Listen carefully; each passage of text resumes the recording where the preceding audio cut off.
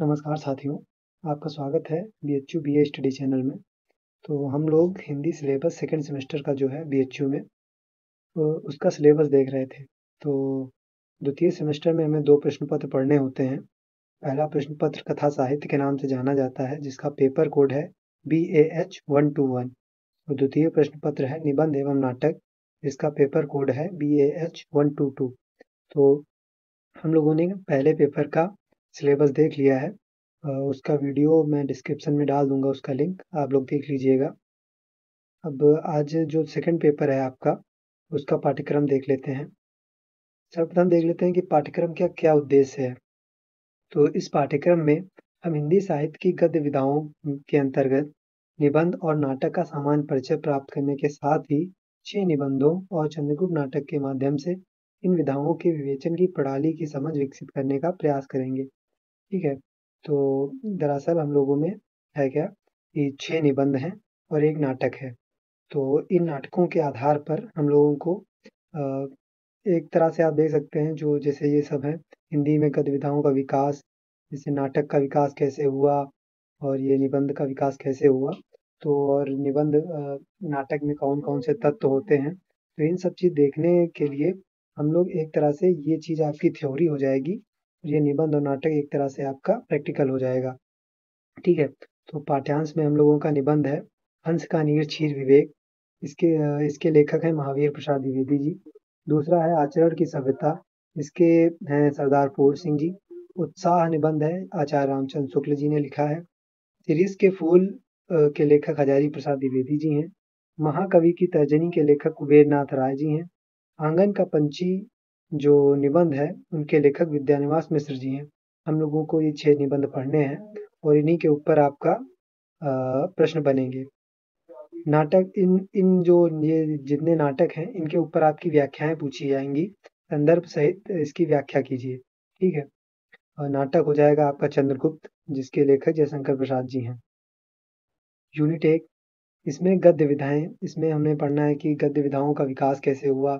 जो विधाएँ हैं आपका नाटक, कहानी, निबंध, ये सब जो आपकी विधाएँ हैं, इनका विकास कैसे हुआ, ये हमें पढ़ना है। फिर विधा के रूप में नाटक का सामान्य परिचय प्राप्त करेंगे। सामान्य परिचय में हम लोग देखेंगे कि इसका कैसे उद्भव हुआ और कैसे इसका विकास होता चला गया। कैसे कवियों ने अपने-अपने हिसाब से किस प्रकार के नाटक लिखे, उसके बारे में बात करेंगे। हिंदी नाटक संक्षिप्त रूपरेखा। तो संक्षिप्त रूपरेखा में हम लोग देखेंगे कि नाटक के कौन-कौन से तत्व होते हैं। जैसे कहानी के तत्व होते हैं, उसी प्रकार नाटक के भी तत्व होते हैं। कथा, वस्तु, चरित्र चित्रण, संवाद, देश, काल, वातावरण, उद्देश्य, भाषा, शैली और इसी प्रकार के ये सब नाटक के तत्व हैं। ठीक है? तो इसके बारे में हम लोग विस्तार से अगली कक्षाओं में चर्चा करेंगे। अभी उसके बाद निबंध, निबंध में भी हम लोग इसी प्रकार देख लेंगे, उसके तत्व और निबंध के बारे में। इकाई 2 में हम लोगों को चंद्रगुप्त पढ़ना है। चंद्रगुप्त में अब चूँकि ये नाटक है, इतिहास पर आधारित है, तो इसमें कितना इतिहास है, कितना प्रसाद जी की कल्पना है, इसके बारे में हम लोग पढ़ेंगे। चाणक्य का चरित्र, ठीक है? तो चंद्रगुप्त के जो मुख्य थे, चाणक्य जी थे, मतलब उसमें मेन पात्र अगर देखा जाए, तो चाणक्य जी का था। तो चाणक्य जी का चरित्र उसमें देखेंगे। फिर वो नाटक राष्ट्रीय आंदोलन की चेतना, उसमें राष्ट्रीय आंदोलन की चेतना निहित है चंद्रगुप्त में, उसके बारे में पढ़ेंगे। और रंगमंचीयता, ठीक है? मतलब रंगमंचीयता, नाटक जो भी होते हैं वो रंगमंच के लिए लिखे जाते हैं प्रमुखतः, क्योंकि नाटक को यह नाटक जो है चंद्रगुप्त, यह रंगमंच की दृष्टि से कैसा है कि यह करने योग्य है नाटक या नहीं है? कैसा पूरे उसके लाभ और उसके मतलब वो किया जा सकता है, नहीं किया जा सकता, क्या कारण है? इसके बारे में हम लोग इस पे चर्चा करेंगे रंगमंचीयता पर। इकाई 3 में निबंध है, हंस का नीड़ क्षीर विवेक, इसके केंद्रीय विचार पर चर्चा करेंगे। हंस का नीड़ क्षीर विवेक भाषा एवं शिल्प की दृष्टि से कैसा है? ठीक है? उसके बारे में चर्चा करेंगे।